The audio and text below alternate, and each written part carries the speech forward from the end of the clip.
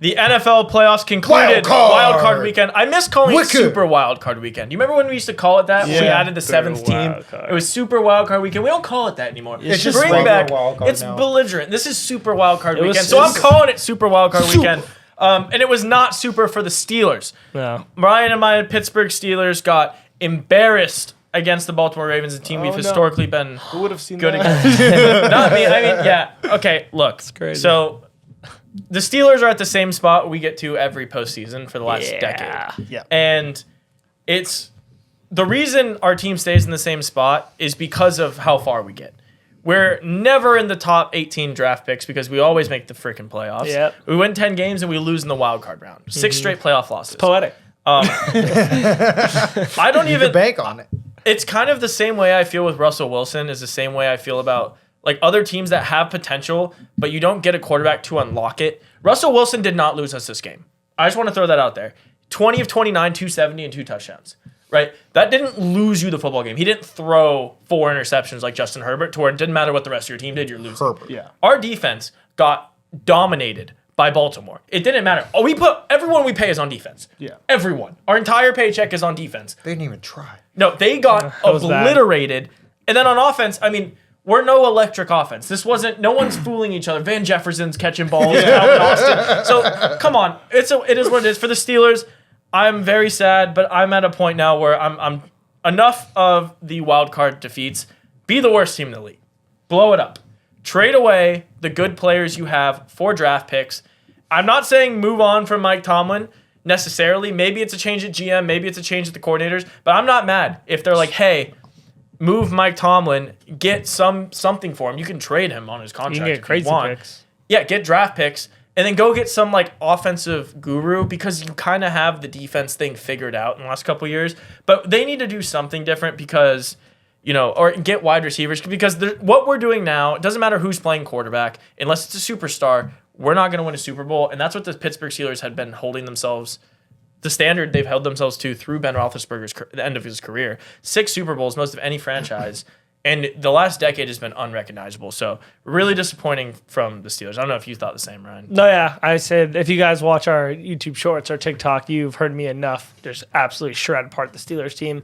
It was just an embarrassing game on all aspects for me. Nothing new, though. I mean, it wasn't surprising. I think my biggest thing, I want a young quarterback. I don't care who it is. I want a young quarterback so he either can fail miserably or be the next whatever it's going to be. Daniels, Bo Nix, whatever quarterback they Oh my use. God, if we can get Jayden Daniels, please, dear Lord. But like even if we don't, even if we get Zach Wilson or Daniel Jones, I'm happy. We win 4 games and we get to have a draft pick. We get to maybe make trades. 4's too many. But at least give me 0 wins. I just think that there's a lot of quarterbacks coming in the future, like next couple of years, and I'm cool with whoever. Our quarterback has to be less than like 26 years old. I want a young quarterback that could either be really good and be our future, or be immediately terrible and we know. This whole Russell Wilson thing's like, it's delaying the inevitable. Yeah, it's just delaying. He has a great deep ball, intermediate throws, all right. Our offense isn't great, so nothing's going to change. But yeah, we have a lot of work to do.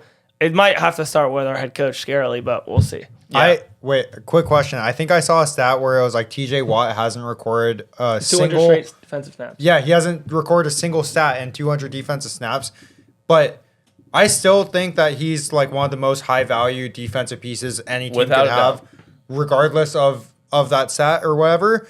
Would you guys want to trade him away for an offensive piece? So this has or nothing. Like if you have the choice, nothing to do with TJ Watt. He's my favorite Steeler by far. I'm absolutely in love with TJ Watt. He's insane. He's given his entire career to Pittsburgh. But I feel genuinely bad for TJ Watt and Minkah Fitzpatrick. We have the most insane players on defense and just waste their careers. That's pretty good. It's not like the old Steelers days where like at least you'd go with a championship. Whether you're the Ryan Clarks, the Troy Polamalu's, we gave these players committed their entire careers to the Steelers, and we'd get them at least 1 ring, if not 2. Or go to Super Bowl. And we haven't they haven't got to see anything. It's been nothing but disappointment. And so for them, I love them as players. I'm dead serious. Go trade them for as many first-round draft picks as you can get and do it Texans. Go try to get an absolute stud quarterback, an absolute young studs on defense, really cheap. Go pay money for high-profile free agents because you'll have the cap space once you offload it for draft picks, and you kind of just recycle your team. Right now, it feels like we're stuck because all the cap space is locked on this defense, which couldn't even stop Baltimore's run game up the middle. I get it; it's hard to stop Derrick Henry, but you're gonna have to if you want to win games. You're gonna have to do that if you want to win games. So they weren't even trying. The answer is yes. I think we should full blow it up and rebuild. Blow it up because we can keep. Well, we can keep winning 10 games. We can win 10 games every season with this defense. That's fine. And just keep taking shots and maybe Russell Wilson. Until these guys like get old and retire. And then it's you delaying 7 years. I don't think we beat the Chiefs, the Ravens, or the Bills in the AFC doing what we do every year. I just don't see it.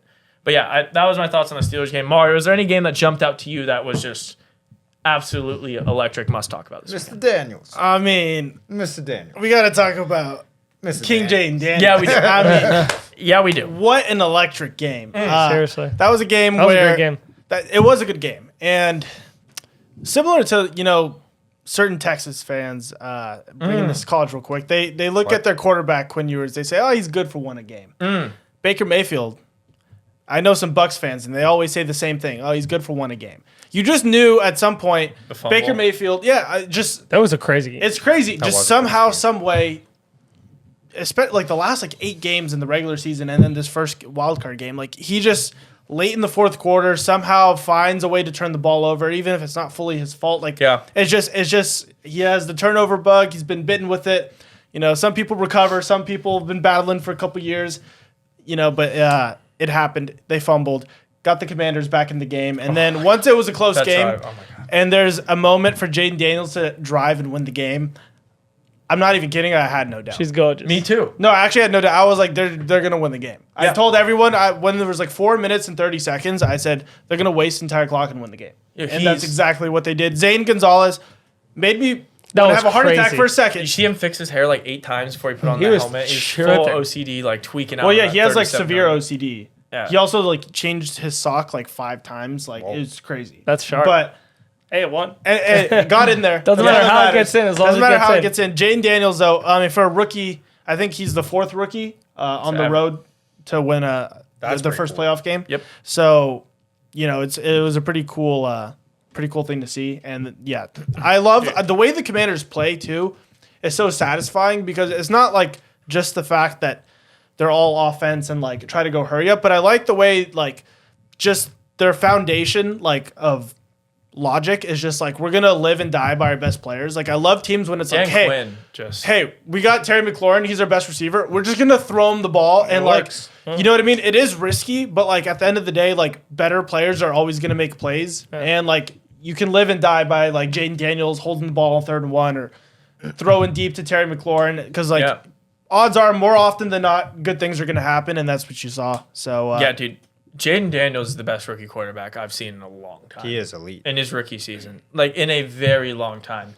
There's rookies that have played, looked good in their rookie season, but not have such poise that he does. I mean, to just take the entire clock at the end of the game, drive down the entire field, 3rd down, they're calling their timeouts, roll out, juke someone out, be smart, fall in bounce, then everything about him is perfect at quarterback. Whether it's rushing, passing, composure, leads the team. He doesn't turn the ball over for a rookie. He just doesn't, especially in big spots. I was obsessed with the way he played football, and I didn't doubt it. We were all over the Commanders in this game. This is a hot take, but I think he's the best quarterback in the NFC playoffs right now. Stafford's playing amazing. I was going to say. And I'd take him over Hurts, and I'd take him over Goff right now. Dude, he is fully dominating. This is their 13th win this year. Yeah. They were 12-5 in the regular season, and they just won their 13th game as a playoff. Is a freaking rookie. He won 13 games with the Commanders, who drafted him 2nd overall. He turned De'Ami Brown into what looks like an absolute young stud. An actual good receiver. He looks so good. Yeah. And so, I'm 100% with you on this. This was the Jayden Daniels. If you didn't know who he was or you weren't familiar with his game, you watch this game, you're there's no way anyone could objectively look at that and be this guy is not just an absolute beast at quarterback. Yeah, I don't know. Dude, I don't know what. It was either something that I've been watching that flipped with me or something with these NFL teams that has flipped. But I feel this, now that it's playoff time, all of these teams are just playing so differently than they were in the regular season. And take, for example, this Bucks like Commanders team. At least maybe it's like just the eye test, but the Bucks were always one of those teams that I felt like during the regular season were like quietly good. They'll always get over 500. They're always in the playoffs.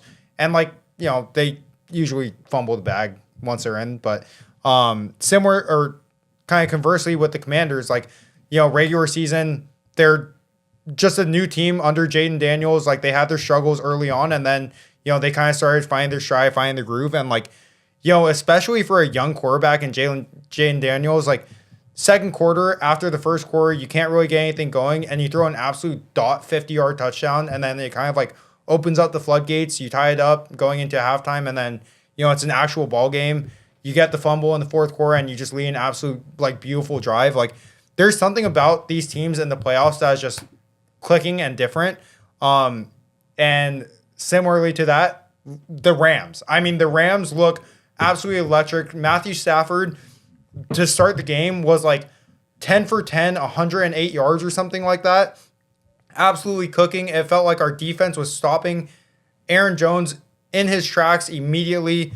Lock-up defense. A lot of sacks. We had 9 sacks in the playoffs. Like, dude, come on. This Rams team was electrified. Jared versus him. Yeah, Jared versus him. Dude, this game was electric. Our defense played out of its mind, and Matthew Stafford, what a start to the playoffs. Let's go. Keep it up, baby. Let's go, Rams. Yeah, Ryan, is there anything you saw in any of these? I mean, the rest of the games, a lot of them are blowouts. Yeah. Right? When you look at across the board, like, Rams 27-9, Texans over the Chargers 32-12. Oh, Justin Herbert. You're welcome. Bills 31-7 over the Broncos.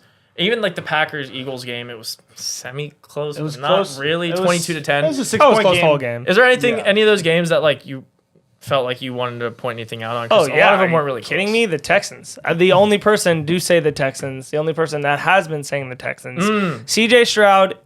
No, I wasn't familiar with Herbert in the playoffs. I mean, I knew about it. I had heard some things, but no, he showed me. You got acquainted today. Yeah. It didn't matter. Like, also the wide receivers we've been saying all year don't. Besides Ladd, I mean, the whole team. Oh my as a God, whole. Ladd McConkey went God mode. Yeah, I've been trying to say these Chargers were just frauds, and I'm happy they played one of the worst teams in their worst forms that prove it. Everyone was saying Houston was not looking good on offense. They've been losing wide receivers, losing defenders, and it was great to see just an absolute blowout. CJ Stroud looked very composed, just like I thought it was going to be. Just because you play weird in the regular season doesn't mean the playoffs you play weird. He has a tough test next, but that was the only game where it was like, well, shit. If you're not talking about Jayden Daniels, CJ Stroud winning by 20 points as an underdog. Yeah, CJ Stroud played well. I wasn't surprised. I don't think anything he did surprised me, though. Like, I mean, he was 22 of 33, 280, a touchdown to pick. It was a good. He played like a good game objectively. His pick was a bad. Also got like 4 extra. Like, well, I was gonna say there was 2 pick sixes. On Herbert en route to 4 interceptions, 14 of 32, 240, a touchdown and 4 picks. Yeah. So hey, shout out Derek Stingley. Yeah. It's impossible to win when they do that. Yeah. I mean, Herbert in the playoffs, we're going to start talking about him. I mean, that's going to be his stigma now because he's put together 2 of the most all-time terrible performances, whether it's blowing a 30-point lead to the Jags, and then his next playoff game is 4 interceptions in a blowout, 2 of them pick sixes.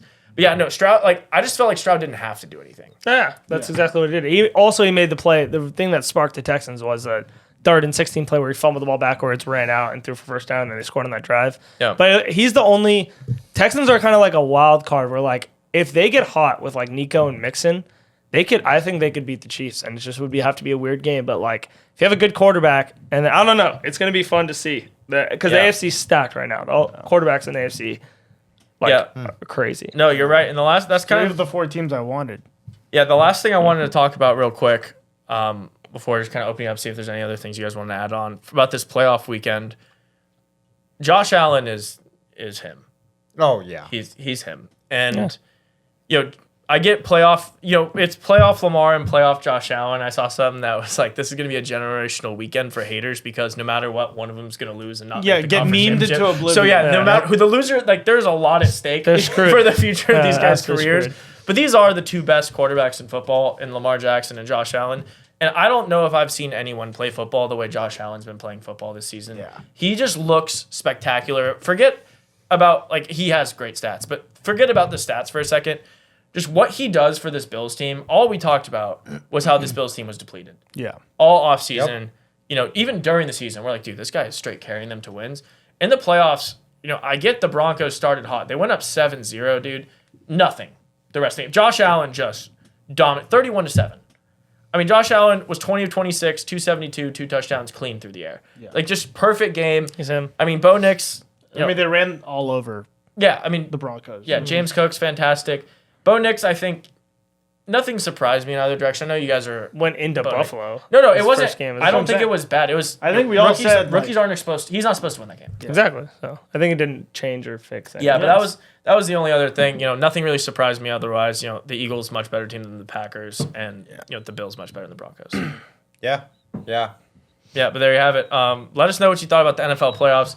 There was a lot of blowouts, as there are pretty much in every first round. I know people complained a lot about the college football playoffs first round, like, where are these competitive games? And then you go look at the NFL playoffs, you're like, 14-point Ravens win, 20-point Texans win. Which is as it's been historically, too. Oh, yeah, every game is always outside of 14 points. Yeah. I mean, we had one good game, and it was Commanders Bucks, and that was because a rookie quarterback won the game as an underdog. But let us know what you thought in the comments. I think next weekend's games are going to be pretty electric. Stay locked in with us. We're picking every single game, as we have been, and we've been pretty hot in the NFL. So let us know what you think. Drop a subscribe if you're not already, and stay tuned. Let's go Rams.